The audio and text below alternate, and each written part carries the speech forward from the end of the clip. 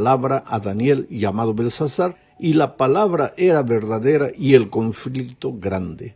Pero él comprendió la palabra y tuvo inteligencia en la visión. Quiero destacar la expresión la palabra era verdadera y el conflicto grande. Quiere decir, Daniel había recibido de Dios el mensaje que debía escribir, pero el enemigo no quería que el profeta escribiera el mensaje. Es que el mensaje de Dios siempre trae vida, mientras que el enemigo solo trae muerte. Sin embargo, la última parte del texto que leímos dice, pero él, Daniel, comprendió la palabra y tuvo inteligencia en la visión. Esto es maravilloso porque aquí encontramos la promesa de que aunque el enemigo haga todo lo que pueda para impedir que el mensaje llegue a nosotros, es posible vencer al enemigo si hacemos lo que Daniel hizo. ¿Y qué es lo que Daniel estaba haciendo? El versículo 3 responde, no comí manjar delicado, ni entró en mi boca carne, ni vino, ni me ungí con ungüento, hasta que se cumplieron las 3 semanas. Quiere decir que el profeta estaba pasando por una fase de depresión, que no hacía nada, no comía, no se arreglaba, no se bañaba, nada. No, lo que pasa es que él estaba en oración, se había dedicado exclusivamente a la oración. El ayuno era el resultado de haberse propuesto orar sin cesar. Hay mucha gente que no comprende, ¿sabes?, el significado del ayuno. Muchos piensan que si pasamos hambre, Dios va a oír mejor nuestra oración. No es así. Eso sería justificación por las obras o penitencia. Cuanto más sufres, más Dios te oye, o cuanto más sufres, más agradas a Dios. Eso no es así. Lo que sucede es que cuando separas un tiempo especial para orar, digamos un día entero, y ese día te concentras tanto en la comunión con Dios que te olvidas de comer o beber porque estás conversando con Dios.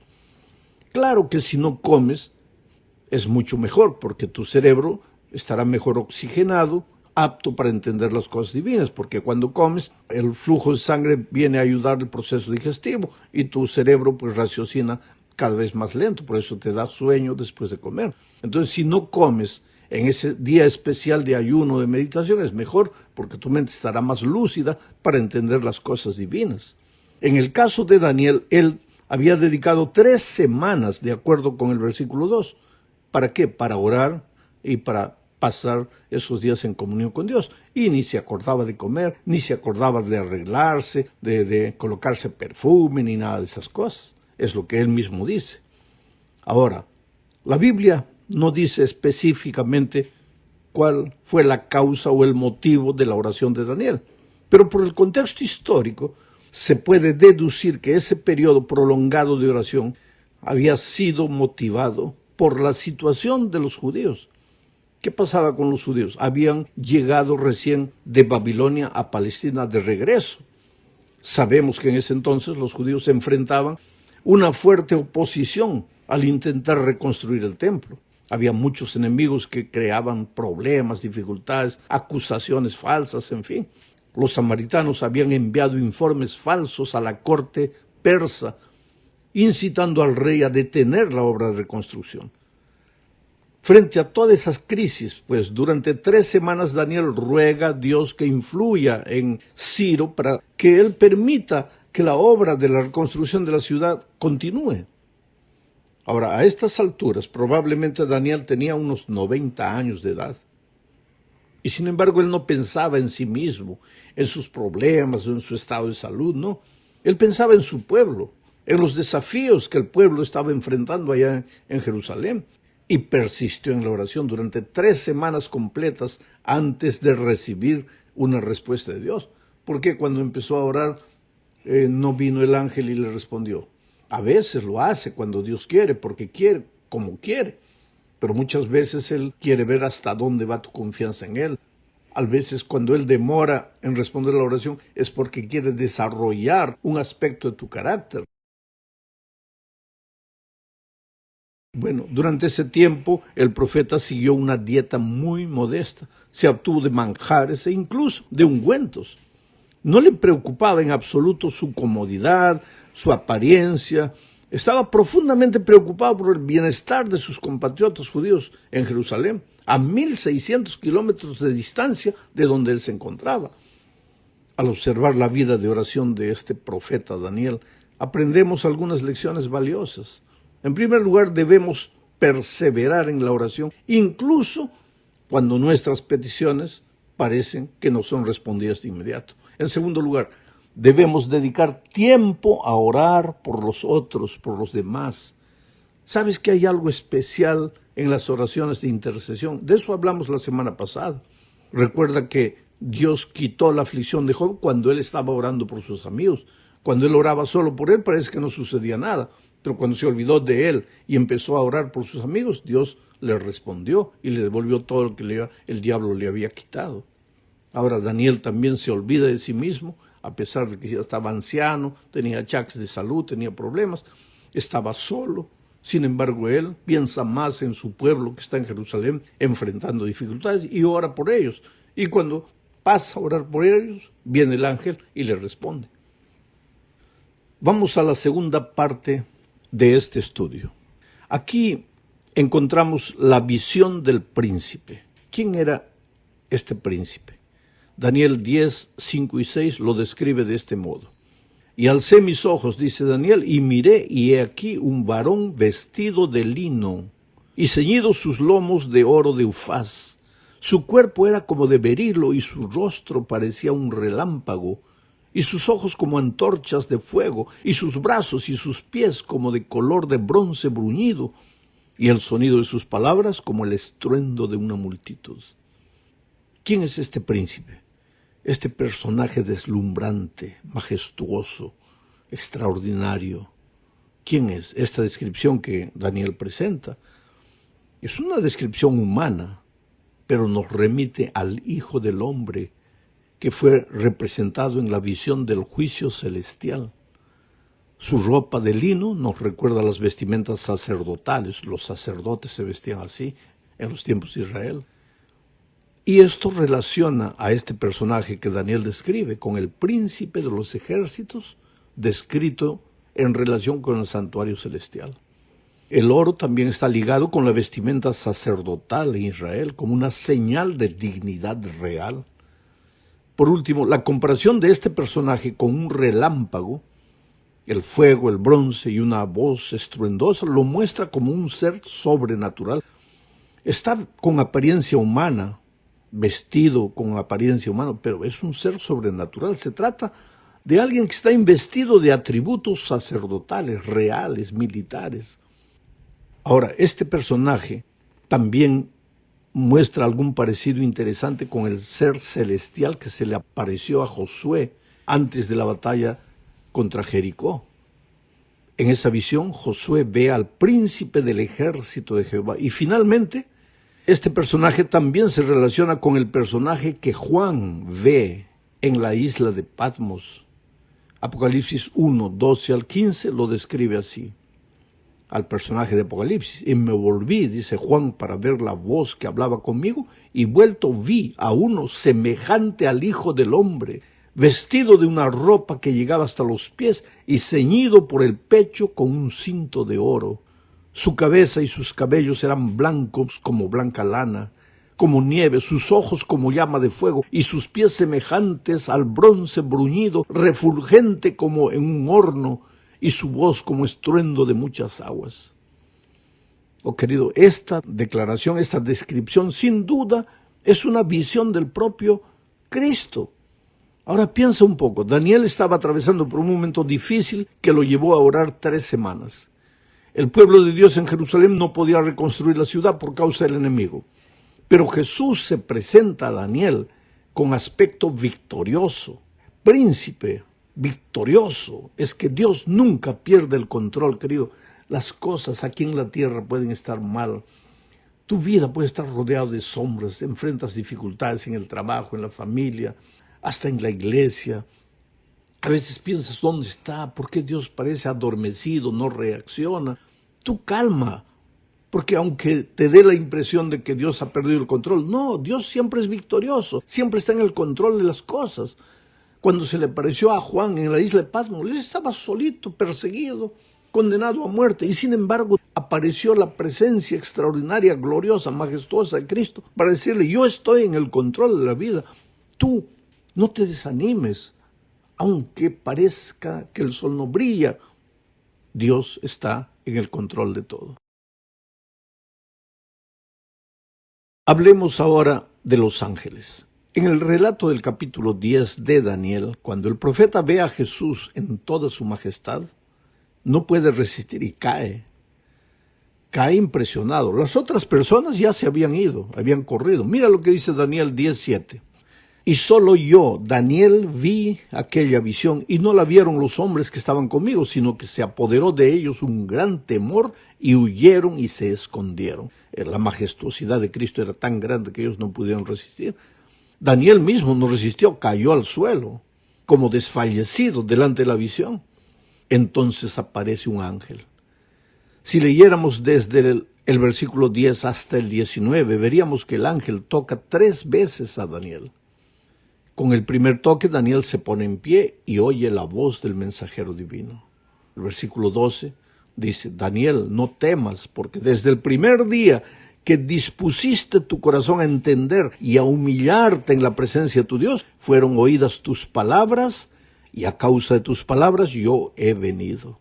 Interesante, la oración del profeta había sido oída porque dispuso su corazón a entender y a humillarse en la presencia de Dios. Un corazón arrogante difícilmente obtendrá respuesta. Dios está siempre dispuesto a oír la oración de sus hijos, pero cuando el corazón está dispuesto a obedecer, cuando el hijo se humilla delante del Padre, cuando reconoce su inoperancia, su inaptitud, su falta de sabiduría y clama a Dios, entonces el Dios de la sabiduría viene y le da sabiduría. Ahora, este humillarse no es servilidad, no es que yo no valgo nada, no soy nada, no, es dependencia del poder de Dios. ¿Puede haber algún valor en ti? Si Dios no te hubiera escogido, Dios no te hubiera colocado donde estás. Claro que hay valor en ti, pero eso no te vale de nada si eres orgulloso, si no buscas y clamas a Dios por sabiduría, si no estás dispuesto a oír la voz de Dios. La segunda vez que el ángel toca a Daniel, ahora Daniel logra hablar. En la primera logra levantarse, en el segundo toque logra hablar. Sus palabras están registradas en los versículos 16 y 17. Señor mío, con la visión me han sobrevenido dolores y no me queda fuerza. ¿Cómo pues podrá el siervo de mi Señor hablar con mi Señor? Porque al instante me faltó la fuerza y no me quedó aliento. Interesante, aquí vemos que Daniel abre su corazón a Dios y dice lo que está sintiendo. Es que la oración es eso, abrir el corazón a Dios como a un amigo. Y Daniel le dice, Señor, estoy sin fuerza, estoy desanimado, estoy triste. ¿Cómo puedo entender tu mensaje si muchos pensamientos, a veces negativos, invaden mi vida? Señor, ayúdame. Eso es orar, abrir el corazón a Dios. Si sientes que Dios está siendo injusto, pues díselo a Él. Señor, yo creo humanamente que está siendo injusto conmigo. Puedes ayudarme, puedes hacer algo por mí. Y tú vas a ver cómo la mano poderosa de Dios te va a tocar. Ahora, la tercera vez que el ángel toca a Daniel, Daniel recupera las fuerzas. La primera vez se levanta, la segunda habla. Ahora la tercera ya entra a la normalidad, recupera las fuerzas. Entonces el ángel le dice lo que está en el versículo 19. Estamos en el capítulo 10, no te olvides. Muy amado, no temas, la paz sea contigo, esfuérzate y aliéntate. Y mientras él me hablaba, recobré las fuerzas y dije, hable mi Señor, porque me has fortalecido. Qué lindas palabras, muy amado. ¿Cómo estaba Daniel? No se sentía bien, pero seguía siendo muy amado. Estaba preocupado, pero seguía siendo muy amado. Le dice, Señor, estoy enfermo, ¿cómo voy a entender tu palabra? Pero seguía siendo bien amado. Es que, querido, a Dios le gusta la sinceridad. Habla con Dios, ábrele tu corazón, dile lo que estás sintiendo, lo que piensas, cómo te sientes de verdad. Porque Él ya sabe, pero Él quiere que seas honesto con Él. Y no creas que porque le dices algo que tú pienses que a Él no le va a gustar, vas a dejar de ser amado, porque seguirás siendo siempre muy amado. Bueno, un poco después viene el capítulo 11, o sea que la visión del capítulo 11 del capítulo 10 es para traer paz al corazón afligido de Daniel, para que él pudiera entender la visión del capítulo 11, que la vamos a estudiar la próxima semana. Vamos ahora a la cuarta parte de este estudio. Leamos Daniel 10, 20 y 21. Él me dijo, ¿sabes por qué he venido a ti? Pues ahora tengo que volver para pelear contra el príncipe de Persia, y al terminar con él, el príncipe de Grecia vendrá. Pero yo te declararé lo que está escrito en el libro de la verdad, y ninguno me ayuda contra ellos, sino Miguel, vuestro príncipe. Mira, el ángel de Dios ahora le explica a Daniel que existe una lucha terrible entre Cristo y Satanás. Mientras Cristo desea preparar a su pueblo para encontrarse con él, el enemigo hace todo lo posible para entorpecer la obra de Dios. En ese momento el rey de Persia estaba obstaculizando la obra de Dios, pero por detrás del rey de Persia estaba el diablo. La guerra no era del ángel, no era el ángel contra el rey de Persia, sino Cristo contra el diablo. Pero Cristo es victorioso en todo. Por detrás de todo lo que sucede, de la pérdida de empleo que has tenido esta semana, por el accidente de tu hijo, porque la situación financiera anda mal para ti, o porque la familia está medio deshecha. Por detrás de todo eso está la mano del diablo. Él quiere destruir tu fe, él quiere que pierdas la confianza en el Señor. Por ejemplo, en Jerusalén los judíos que habían regresado del exilio intentaban reconstruir la ciudad y el templo. Sin embargo, el enemigo usaba seres humanos para entorpecer la obra. Inclusive usó al rey de Persia. Mira lo que el texto dice. Ahora tengo que regresar para pelear contra el rey de Persia. El ángel primero viene a Daniel para animarlo, colocar paz en su corazón. Pero su intención es unirse a los ejércitos de Cristo para enfrentar al enemigo a fin de que ellos desaparezcan y dejen reconstruir la ciudad. Ahora observa lo que el Espíritu de Profecía dice en el libro Profetas y Reyes, página 418 y 419. A este respecto, mira lo que dice. Mientras Satanás estaba procurando influir en las más altas potestades del reino de Medo-Persia para que mirasen con desagrado al pueblo de Dios, había ángeles que obraban en favor de los desterrados. Todo el cielo estaba interesado en la controversia. Por medio del profeta Daniel, se nos permite vislumbrar algo de esta lucha poderosa entre las fuerzas del bien y las del mal. Durante 3 semanas Gabriel luchó con las potestades de las tinieblas, procurando contrarrestar las influencias que obraban sobre el ánimo de Ciro. Y antes que terminara la contienda, Cristo mismo acudió en auxilio de Gabriel. Este declara, el príncipe del reino de Persia se me opuso durante 21 días, pero he aquí Miguel, uno de los principales príncipes, vino para ayudarme y quedé allí con los reyes de Persia. Querido, todo lo que podía hacer el cielo en favor del pueblo de Dios fue hecho. Se obtuvo finalmente la victoria. Las fuerzas del enemigo fueron mantenidas en jaque mientras gobernaron Ciro y su hijo Cambiasis, quien reinó unos 7 años y medio. Así son las cosas, querido. El diablo es una fuerza real, va a hacer todo para destruir tu fe, pero Cristo es tu amigo. Tú eres muy amado para Él y Jesús va a hacer maravillas en tu vida. No desanimes. Llegamos al fin de este estudio hablando del príncipe victorioso. El personaje más prominente en el libro de Daniel es la figura que al principio se denomina hijo de hombre o príncipe de los príncipes. Y finalmente descubrimos que su nombre es Miguel, que significa ¿quién como Dios? Miguel, ¿quién como Dios? Jesús. Él viene a ayudar a Gabriel en el conflicto con el rey de Persia. El ángel hace alusión a este ser celestial como Miguel, vuestro príncipe.